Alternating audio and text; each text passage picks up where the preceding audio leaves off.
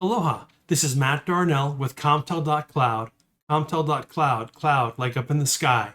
Here we're going to be talking about the Fanvil PN24. The too long, didn't read it's a great product at a low price, but it is not enterprise ready. So what is the Fanvil? The Fanvil PN24, it is a unit here that it's a 1U 24 port, as you could probably denote from the name there. And what's special about it is these 24 ports, they connect through two wires, not two pair, literally two telephone grade cables that can go 300 meters from here to the IP phone. So it'll run IP, the data part, and the power 300 meters using two wires. So I have 24 ports of that. Here I've got a WAN port. That's my uplink to the network. This on-off switch is kind of interesting. If I have it in the off position, it will send data down these ports, but not power. So if I have it in the off position, all the phones on the end here have to have a local DC power supply. Now, I was hoping this was going to be managed. I looked online and there's no firmware updates or anything like that. What made me think it might be was hoping it would be managed, well, there's a little reset port right here with a little paperclip kind of pinhole. So on the front, I've just got my one network port. I've got this on off, which is power for the device. And the back, I just have a traditional on off switch. This is a regular computer cable we have there, and this is a ground plug. So yeah, so really compact device, not very long. You want, I paid for this, so this was not sent to me from Fanvil. So if you want me to take it apart and see what's inside, we certainly can do that. Go ahead and leave that comment down in the comments. So this device here, so again, it's plug and play. There's no configuration in this thing. You just plug it in, and we'll actually do that, plug that into the network. And again, what's special, it does two wires, all you need, 300 meters. That's probably 920, 930 feet, something like that. And one thing that's interesting is that third bullet point there, cascade via Ethernet cables for a more stable transmission. I have no idea what that means. Because when you look at the phone, you have a phone here that there is no Ethernet port on it. You can see there, it just says there's two, it's a two wire. It says two wire. It's not an Ethernet port. Let me kind of angle that so you can see that. It has the DC port and a headset port along with the handset port. And for the handset here, there is no port for Ethernet, so I can't plug my computer into here. It goes directly from this port here to right here. So there's no Ethernet on here at all on the phone. I have no idea what you're cascading. The device itself, again, only has that one Ethernet port, so it's not like we can cascade this to another device. Or I don't know if they mean bridge two of the ports here. And I don't know. So if anybody can tell me what that means when they say cascade via Ethernet cables, I would love to know what that was. And then we have this on-off switch. I'm not sure why. Perhaps when we have this off and we power the phone through a DC plug, we power it through the, it's a regular barrel DC plug. It does not come with the phone. So if you want the power by DC, you've actually got to purchase that separately. Maybe you can go farther. If I power it with DC and have it off here, I can go farther than 300 meters. I'm not sure, why you would want to turn that off. Let's go ahead and plug this in. Let me go ahead and grab a power strip here. You don't have one of these power strips, you absolutely need one. It's got what? 1, 2, 3, 4, 5, 6, 7, 12 ports on 3 sides. It's only 15 amps, the plug with, but nice to have that. The power cord that comes with the device is relatively short. Yeah, what is that? Maybe 4 feet. So you might need something else. So this just plugs in like normal. And I got my light up here for that. So then I can just grab a traditional, show you this cable here.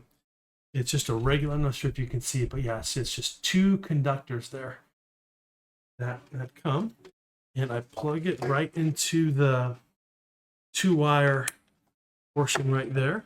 Let me get a cable here, turn this, and then I just plug it into any one of these ports. So let's say port 17. Now the phone is not coming on because I have the switch here in the off position. If I turn it on, the phone should boot up. There it goes. It's booting up right now. Let me grab an Ethernet cable so I can uplink it to the network so it will get an IP address. Again, there's no management. I found it all with this device, but it really is easy. You see the phone's already booted up here. And if I go into the menu status, you can see there that it got an IP address. So I can go 900 feet, approximately 300 meters on a regular cable here. So the use case for this is when I would have a phone position where I didn't have any Wi-Fi, because I could also use a Wi-Fi phone if I wanted for an IP phone. And I didn't have a data drop. All I had was, say a Cat3 cable. Back in the late 90s, mid 90s, early 2000s, folks on a budget would install 2 drops every location. One was a data drop, and that would be Cat5, and a Cat3 drop for the phones. But places like the lunchroom or any kind of obscure location where there wasn't going to be a computer, they would just run Cat3. And that's not going to run. That's not going to work for the Cat3. It's not twisted. So a lot of issues that you can have there with the Cat3 trying to put data over it. So that's where this comes into play. That I'm able to, just using this Cat3 cable, untwisted, unshielded, go 300 meters and work with my phone. You can tell here if I turn this off again, this switch off, the phone is gonna lose power there. And if I had a local power supply, I'm assuming I could just plug it in there to the phone, and then it would continue to work. But let me go ahead and turn this switch back on. So now we should see the phone start to boot up. So that's the use case here we have for that. Talking about the positives, the price is phenomenal, absolutely phenomenal. When you compare it to products we've used in the past, I have one here. We use a product called Fibridge, and you might have seen these before. Get that in focus. This is a 48 port unit. They come 24 port. Well, it only has one of the RJ21Xs. But you can see here this has 2 Gbit ports, 2 gigabit Ethernet ports. Management in the console, serial port. The power supply here is, I can theoretically. Oh, okay, there we go. All right. No, I don't need to go to the gym. And so I can take that. It's not hot swappable because you only have one in this unit here. But I can run 48 phones off of this. Now, when you look at the price of the PN24, if I just go right here, let's take a look at here on VoIP Supply, $305, for the PN24, and that gives me the 24 ports with that. If I look at what a 48 port Fibridge costs here, $4,500, for that. Let me go back and show you the Fanvil price. They're $305 with VoIP Supply. But here I have $4,500, for this device here. And that's not even the end of it. because Mitel might have made a phone that plugged directly into here, but natively, usually what you have to buy are these things called Phi links, these little devices right here. They kind of look like a little wiener in a blanket. They're short. One side you plug in an RJ11, and the other side comes the power and the data for that. But they are, they come in boxes of 6, and it's a couple $100, $400 or $500 for that. So in addition to the $4,500 I'm paying for this device here, I've got to spend what would that be? Another $2,000 on $2,000 plus on the Phi links to go on the other end of this.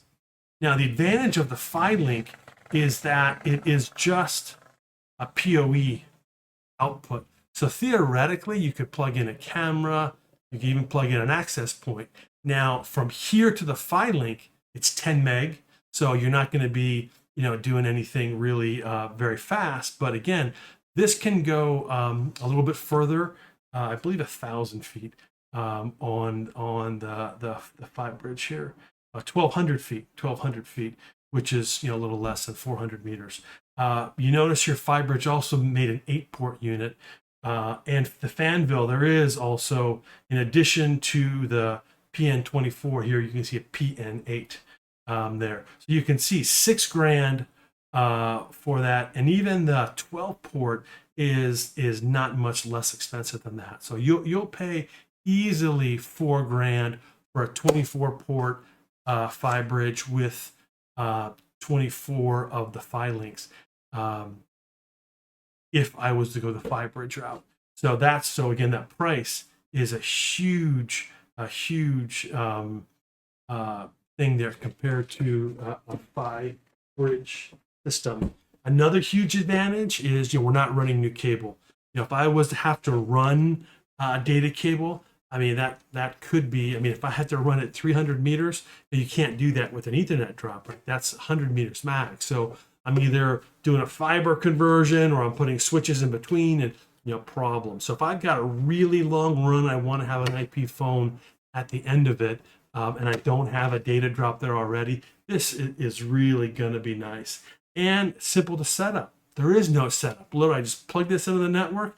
I plug this into the phone. The phone gets an IP address. So those are really makes it easy. That's why I say great value for small business. It is something you can really use.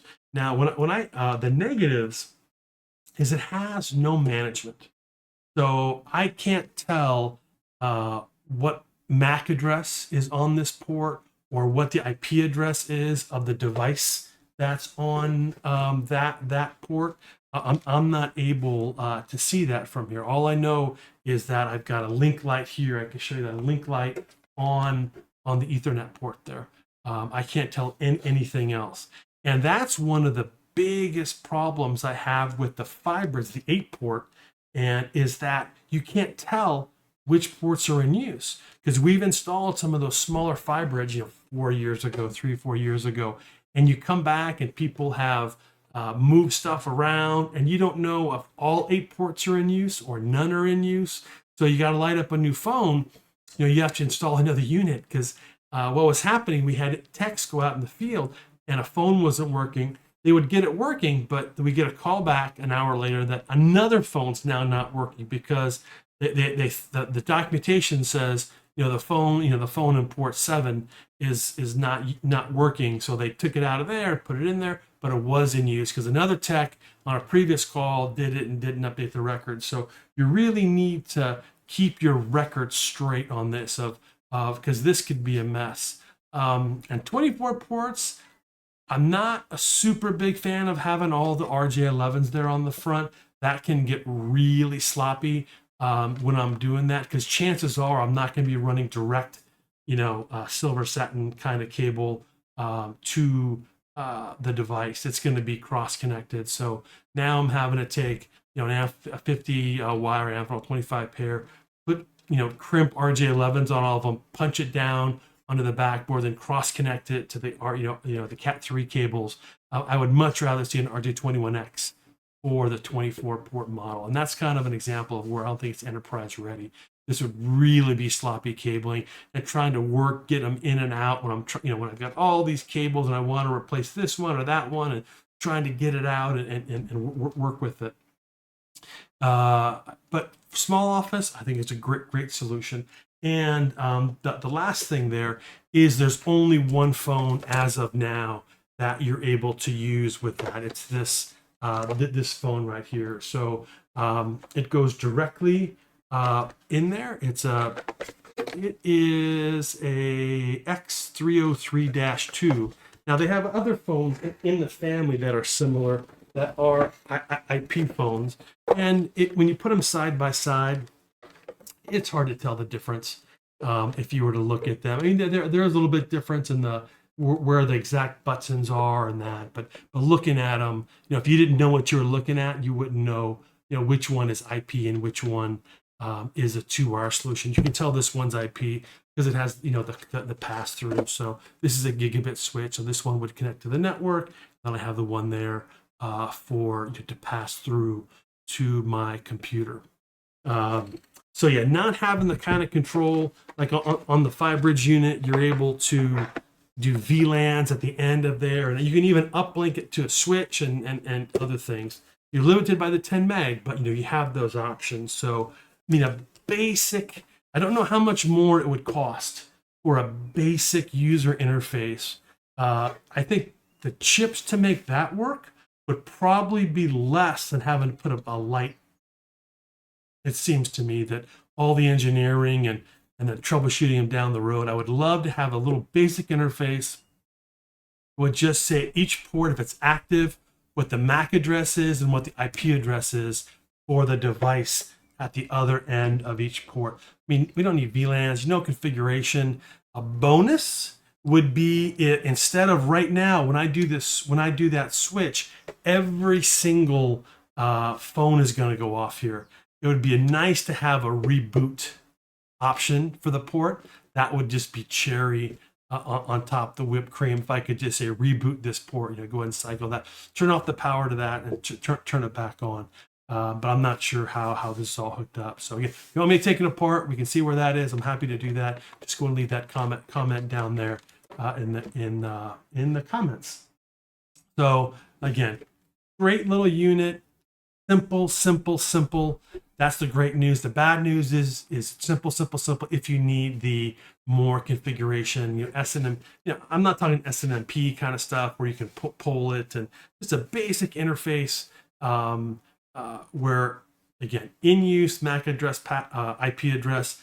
Bonus would be if you could reboot a particular port there. I think that would make this so much better. So now it's $305. I think that's worth $100 to people, because again, after 5 or 6 years in the field, that's when you're going to feel the pain for that. So $100 more, that's a 33% increase, but still compared to FiBridge, it's just a fraction, it's literally a magnitude less for that. So if you have any questions, have any comments on that, or what the dying to know what the heck they mean by how they can cascade it for a more stable transmission, please drop that down in the comments. Again, my name is Matt Darnell with ComTel.Cloud. Have a great day. Aloha.